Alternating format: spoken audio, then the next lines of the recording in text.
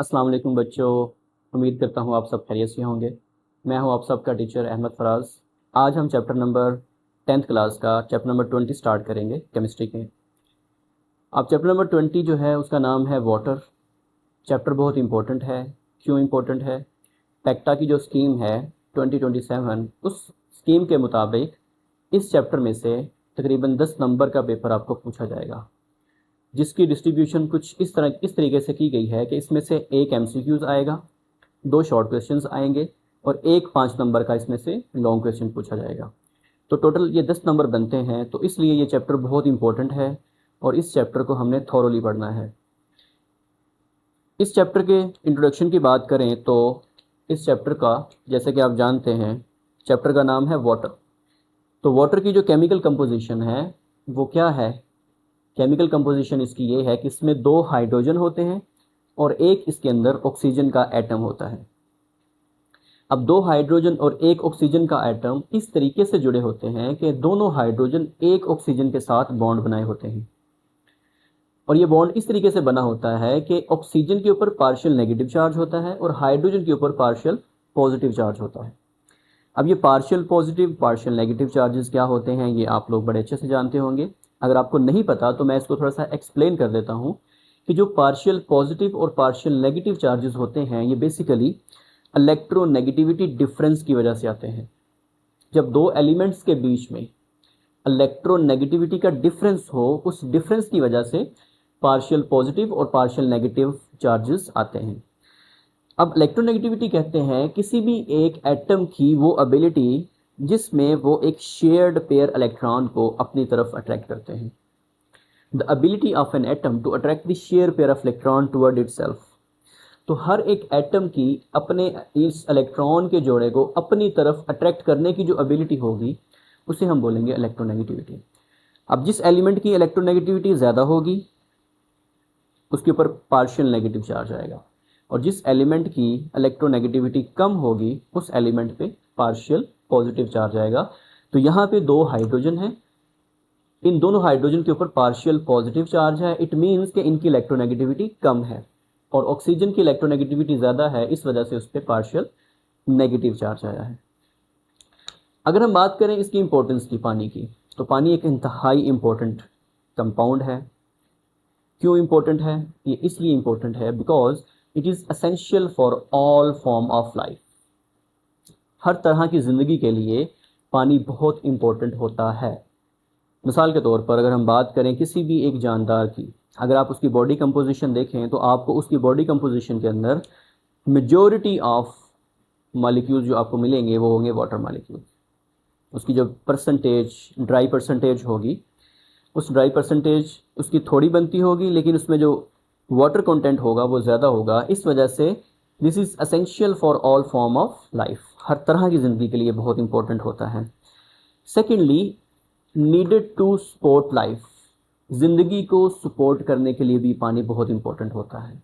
अब इसका मतलब क्या है? Support life, needed to support life, इसका मतलब ये है कि ज़िंदगी को बरकरार रखने के लिए भी पानी ज़रूरी होता है।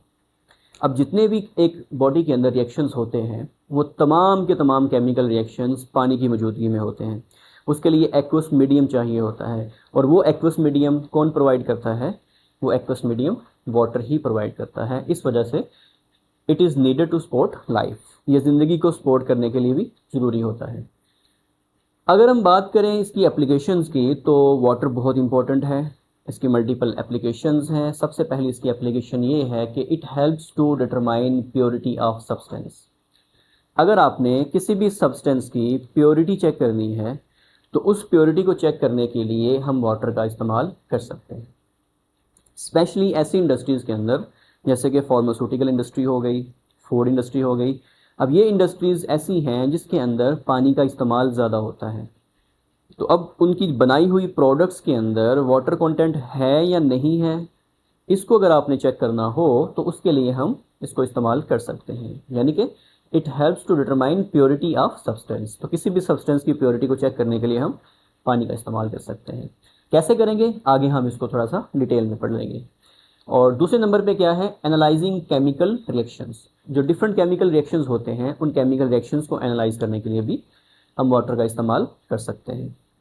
ये आपकी बुक के अंदर था, इस वजह से मैं इसको यहाँ पे ही सम अप कर रहा हूँ। नेक्स्ट जो टॉपिक है वो है test for water. Test for water का मतलब क्या है? टेस्ट फॉर वाटर का मतलब ये है कि किसी भी एक सब्सटेंस के अंदर अगर पानी मौजूद है, किसी भी एक सब्सटेंस के अंदर अगर वाटर वेपर्स मौजूद हैं, तो उसको चेक करने के लिए आप टेस्ट फॉर वाटर करेंगे।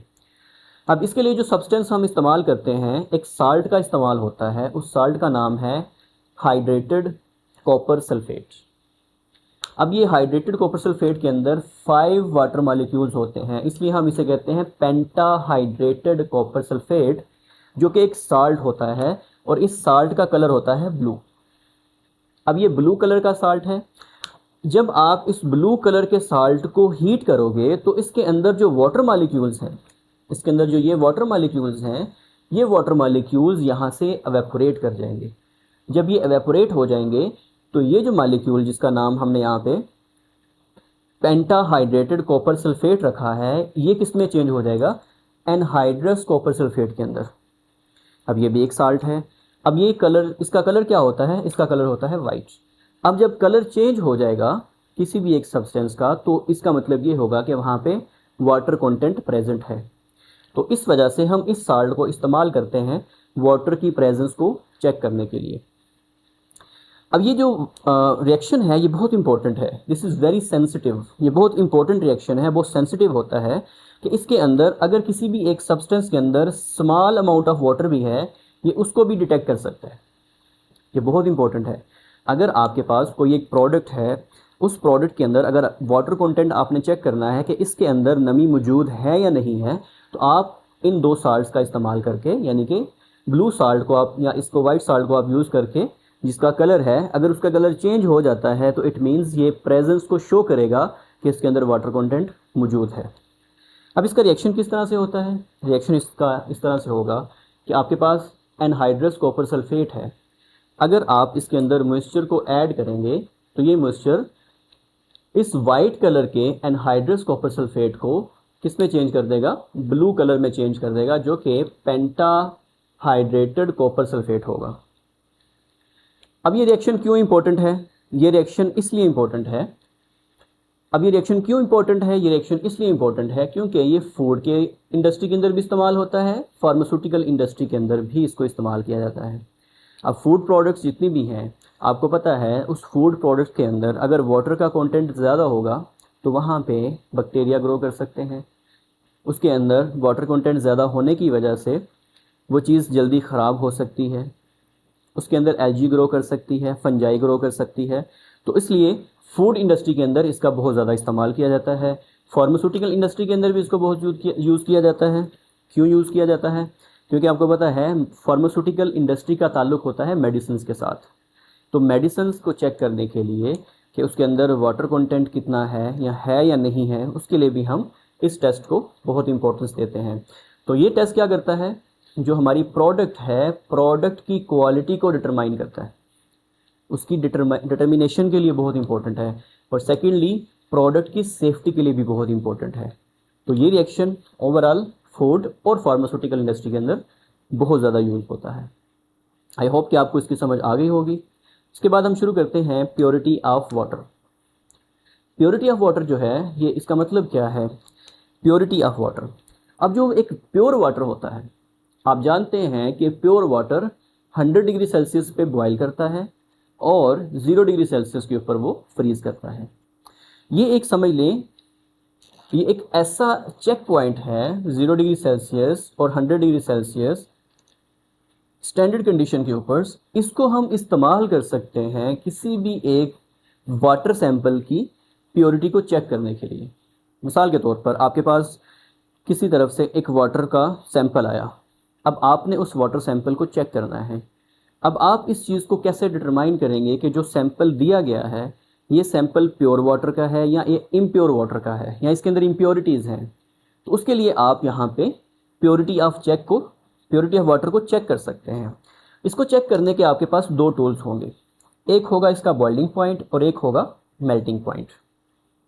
मिसाल के तौर पर मैं आपको ये मिसाल से थोड़ा सा बताना चाहूँगा कि जो सैंपल आपको दिया गया है, अगर आप चाहते हैं कि आप इसको बॉइलिंग पॉइंट की बेस के ऊपर चेक करें, तो आप उस दिए हुए सैंपल को जब आप गर्म करेंगे, अगर वो सैंपल 100 डिग्री सेल्सियस पे बॉयल कर जाता है, इट मीन्स कि जो आपको सैंपल दिया गया है वो प्योर वाटर का था। इसका मतलब purity of water can be checked on the base of boiling point at standard temperature and pressure. जब आप स्टैंडर्ड टेम्परेचर हो, स्टैंडर्ड प्रेशर हो, उसके ऊपर अगर बॉइलिंग पॉइंट की बेस के ऊपर आपने चेक करना है, तो आप चेक कर सकते हो सैंपल को कि वो प्योर है कि नहीं है। तो प्योर वाटर जो है वो कितने पे बॉयल करेगा? 100 डिग्री सेल्सियस के ऊपर बॉयल करेगा। अगर सैंपल दिया हुआ वाटर 100 पे बॉयल कर रहा है, इट मीन्स कि वो प्योर सैंपल था।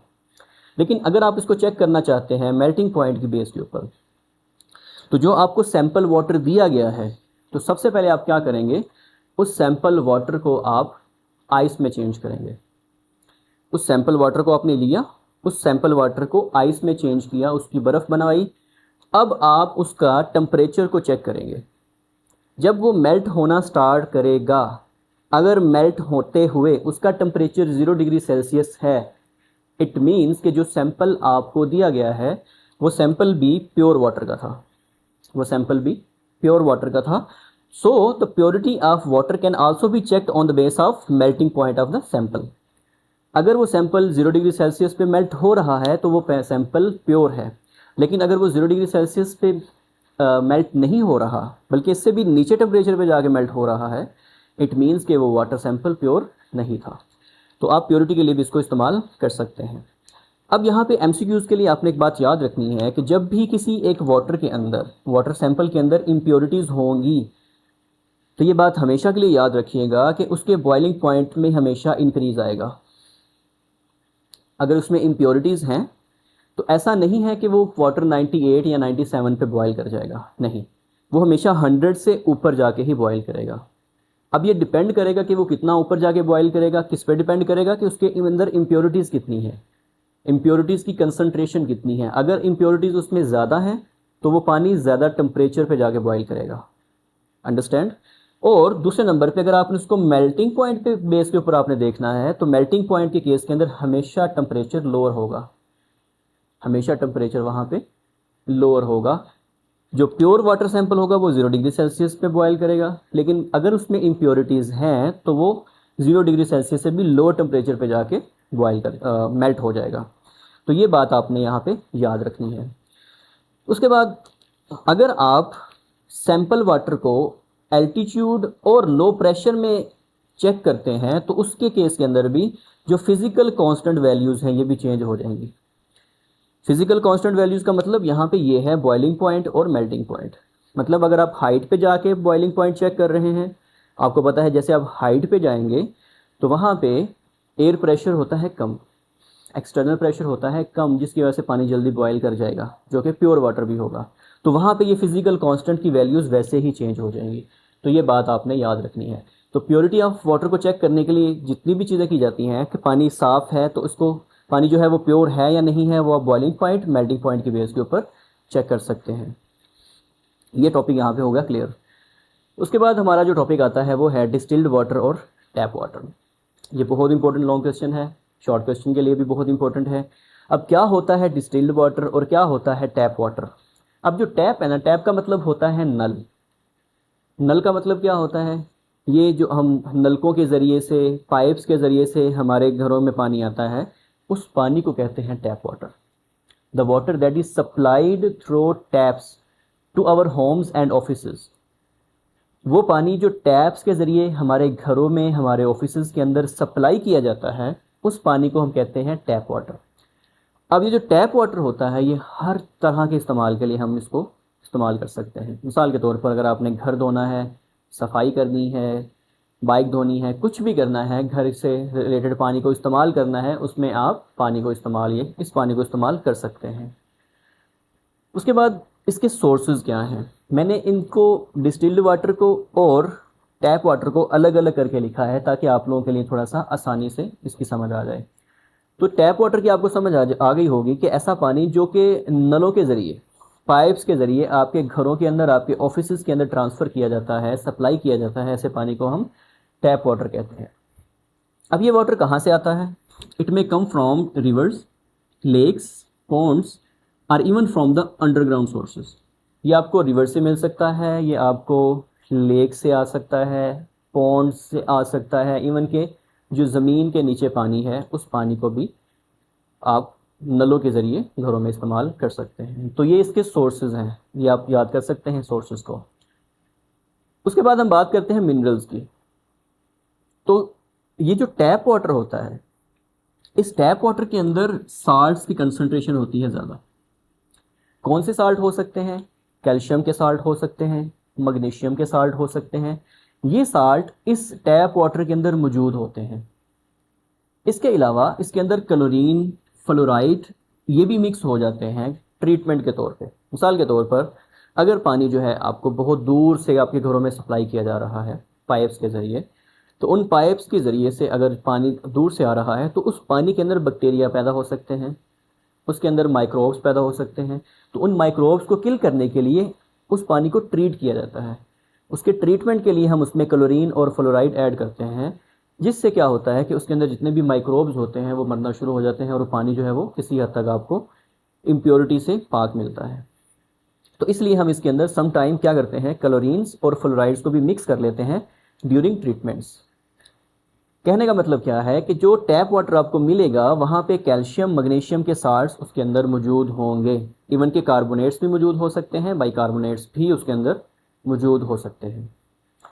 उसके बाद अगर हम बात करें इसकी कंडक्शन की, तो जो टैप वाटर होता है ये बहुत अच्छा कंडक्टर होता है इलेक्ट्रिसिटी का।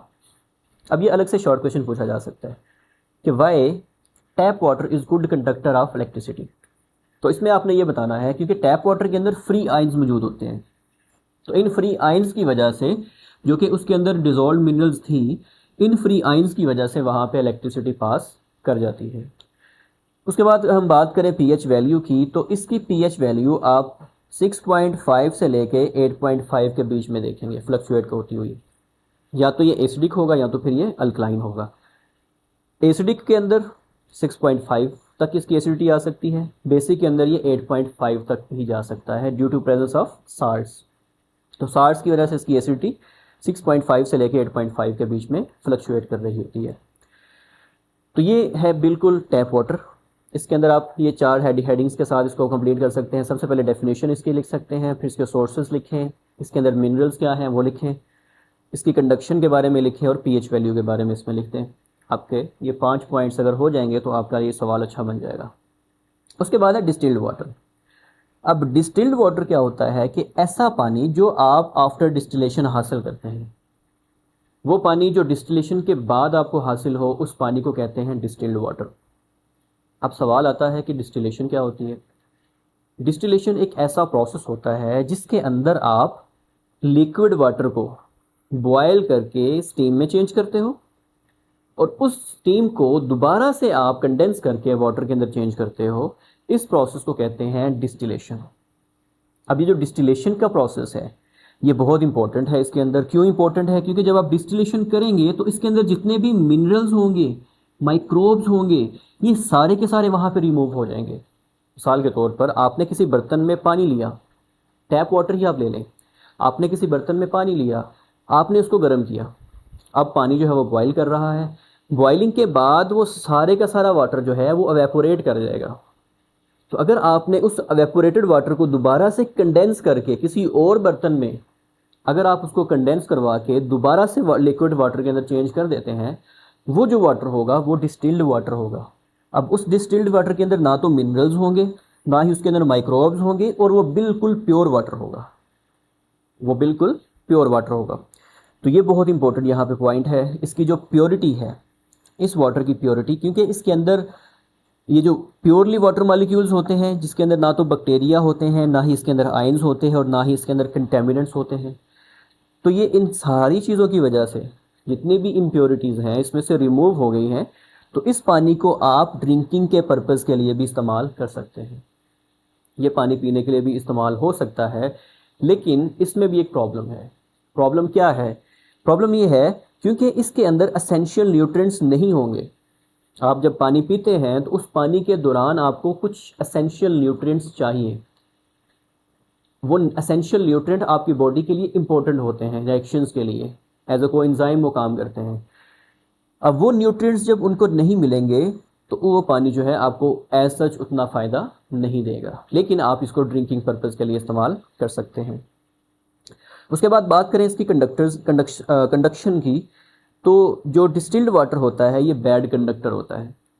बैड कंडक्टर ये क्यों होता है, जैसे कि आपको पता है इसके अंदर क्योंकि प्योर वाटर है, इसके अंदर कोई भी साल्ट्स नहीं है, तो साल्ट्स ना होने की वजह से इसमें आयंस नहीं बनते, और जब आयंस नहीं बनेंगे तो ये जो वाटर है डिस्टिल्ड वाटर ये बैड कंडक्टर ऑफ इलेक्ट्रिसिटी होगा।